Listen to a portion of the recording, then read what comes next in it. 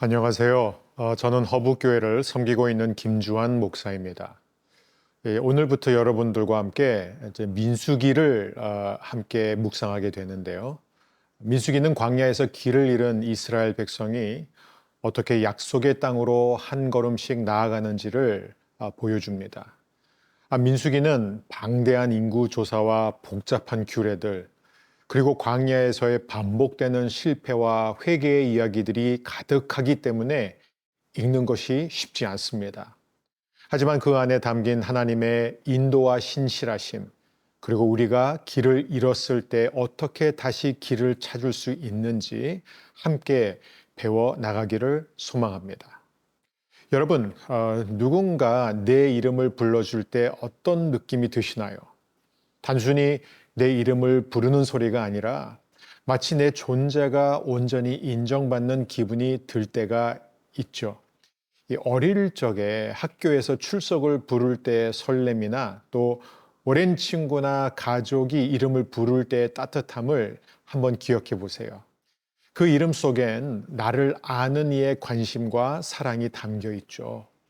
오늘 본문에서도 하나님이 이스라엘 백성의 이름을 하나하나 불러주세요.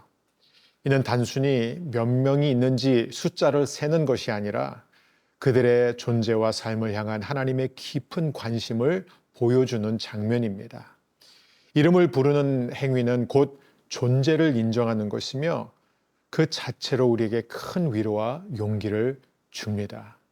우리가 하나님의 부르심을 받을 때 그 순간은 하나님과의 관계 속에서 우리의 정체성을 다시 확인하고 그분의 계획 안에 있다는 안도감을 얻게 되는 것이죠. 저는 고등학교 2학년 때 하나님이 제 이름을 부르시는 것을 들은 적이 있었어요. 그때 깨달은 것은 하나님이 우리의 이름을 부르신다는 것은 그저 호명하는 행위에 그치는 게 아니라 우리의 삶의 모든 순간을 아시고 우리의 고민과 기쁨, 슬픔과 희망을 모두 꿰뚫고 계시다는 의미라는 거예요. 부모가 자녀의 이름을 부를 때 사랑과 이 보호심이 담겨 있는 것처럼 하나님도 우리의 이름을 부르실 때 그 안에는 무한한 사랑과 배려가 담겨 있는 거죠. 오늘 함께 하나님의 부르심에 담긴 놀라운 사랑을 느껴봤으면 좋겠습니다.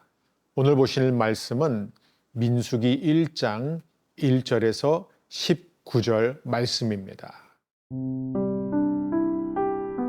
민수기 1장 1절에서 19절 말씀입니다.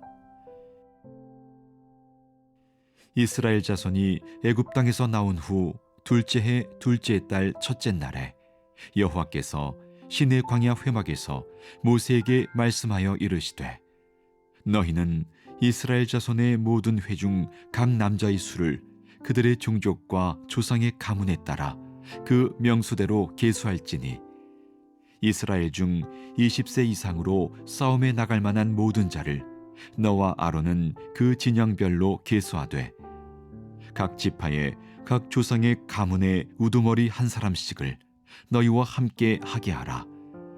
너희와 함께 설 사람들의 이름은 이러하니 루벤 지파에서는 스데울의 아들 엘리술이요 시므온 지파에서는 수리삿대의 아들 슬루미엘이요 유다 지파에서는 암미나답의 아들 나손이요 이사갈 지파에서는 수알의 아들 느다넬이요 스불론 지파에서는 헬론의 아들 엘리압이요 요셉의 자손들 중 에브라임 지파에서는 암미후스의 아들 엘리사마요 므낫세 지파에서는 부다술의 아들 가말리엘이요 베냐민 지파에서는 기드오니의 아들 아비단이요 단 지파에서는 암미삿대의 아들 아히에셀이요 아셀 지파에서는 오그란의 아들 바기엘이요 갓 지파에서는 두엘의 아들 엘리아삽이요 납달리 지파에서는 에난의 아들 아히라인이라 하시니 그들은 회중에서 부름을 받은 자요 그 조상 지파의 지휘관으로서 이스라엘 종족들의 우두머리라. 모세와 아론이 지명된 이 사람들을 데리고 둘째 달 첫째 날에 온 회중을 모으니 그들이 각 종족과 조상의 가문에 따라 20세 이상인 남자의 이름을 자기 계통별로 신고하며 여호와께서 모세에게 명령하신 대로 그가 시내 광야에서 그들을 계수하였더라. 오늘 본문 1절에서 4절을 보면 하나님은 모세와 아론에게 이스라엘 자손의 수를 세라고 하십니다. 겉으로 보면 단순한 인구 조사 같지만 사실 하나님은 그들의 존재를 주목하시며 각 사람을 하나님의 계획 안에 포함시키고 계신 거예요. 광야라는 낯선 환경에서 이스라엘 백성은 새로운 공동체를 이루어야 했는데 하나님은 지금 그들을 하나님의 군대로 준비시키고 계셨던 거예요. 하지만 이 과정은 단순히 군사적 의미를 넘어서 그들의 신앙뿐 아니라 새로운 공동체 안에서의 역할을 다듬는 시간이었습니다. 하나님이 직접 이름을 불러가며 그들을 세우셨다는 것은 그들이 하나님 앞에서 결코 잊히지 않는 존재임을 상징하죠.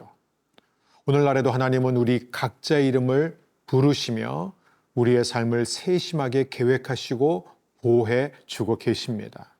하나님은 우리를 무작위로 선택하신 것이 아니라 각 사람에게 고유한 은사와 사명을 주셨어요. 하나님은 우리가 이 세상에 존재하는 것 자체가 하나님의 계획 속에 있음을 보여주고 계시는 겁니다.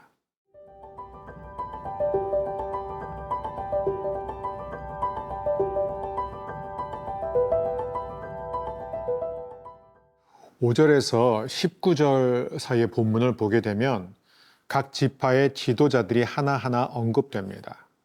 하나님은 그들 각자를 기억하시고 특별한 역할과 책임을 맡기시는데요. 이 지도자들은 행정적 역할을 넘어 하나님의 백성을 이끄는 영적 리더들로 세워졌죠. 하나님이 이처럼 각 사람을 구체적으로 언급하신다는 것은 공동체 안에서 개인의 역할이 얼마나 중요한지를 보여주는 거예요. 우리는 단순히 많은 사람 중 하나가 아닙니다. 하나님의 사랑으로 선택된 특별한 존재라는 거예요. 예수님께서도 우리의 이름을 불러주십니다. 이는 한 사람 한 사람을 소중히 여기시기 때문이죠. 예수님의 부르심에는 우리의 과거와 현재 그리고 미래까지 다 포함되어 있습니다. 이 부르심은 단순한 호출이 아니라 주님의 사랑의 표현이며 우리의 삶을 향한 주님의 깊은 관심을 나타내고 있습니다. 예수님은 우리가 어디에 있든지 어떤 상황에 있든지 결코 우리를 놓치지 않으십니다. 그분의 부르심은 모든 상황을 초월하며 언제나 우리에게 다가오는 은혜의 손길인 줄 믿습니다. 오늘 함께 묵상한 이 본문을 토대로 우리는 오늘 하루 하나님이 나의 이름을 부르셨다는 사실을 기억해 보기를 바랍니다. 나는 그저 수많은 사람들 중 하나가 아니라 하나님의 사랑으로 구별된 특별한 존재인 것을 기억하세요. 하나님이 나를 부르셨다는 사실은 내 삶의 특별한 목적과 의미가 있다는 것을 나타냅니다. 하나님이 내게 맡기신 사명에 어떻게 응답할지, 또 나의 삶을 통해 하나님께 어떤 영광을 돌릴 수 있을지 깊이 생각해 보는 하루가 되었으면 좋겠습니다. 우리가 어느 장소에 있든 어떤 위치에 있든 하나님은 우리를 통해 일하고 계십니다. 작은 일에도 큰 가치를 부여해 주십니다.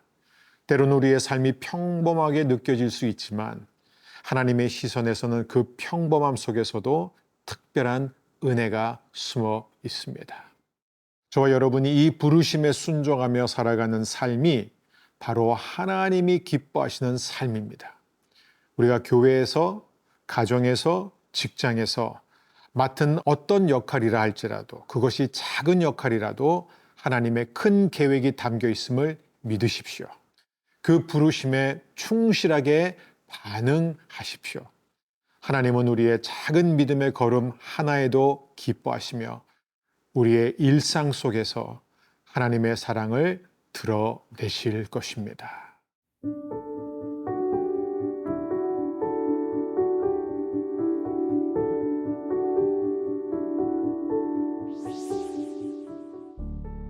주님, 저를 이름으로 불러주시고 저를 기억해 주셔서 감사합니다. 세상의 수많은 사람들 속에서도 저를 잊지 않으시고 저의 삶에 관심을 가져주시는 주님의 사랑에 감사드립니다. 오늘도 주님의 부르심에 귀 기울이며 주님의 뜻에 순종하는 삶을 살게 하옵소서. 제 삶이 주님의 영광을 드러내는 도구가 되기를 원합니다. 제가 어떤 상황 속에서도 주님의 부르심을 잊지 않고 늘 주님의 뜻을 따르는 삶을 살아가게 하옵소서. 주님의 사랑과 은혜 안에서 저의 정체성을 발견하고 그 사랑에 응답하는 삶을 살기 원합니다. 또한 주변의 이웃과 공동체 속에서도 주님의 사랑을 전하고 주님의 이름을 높이는 삶을 살기 원합니다. 우리의 작은 목소리에도 응답하시는 주님을 찬양합니다. 예수님의 이름으로 기도합니다. 아멘.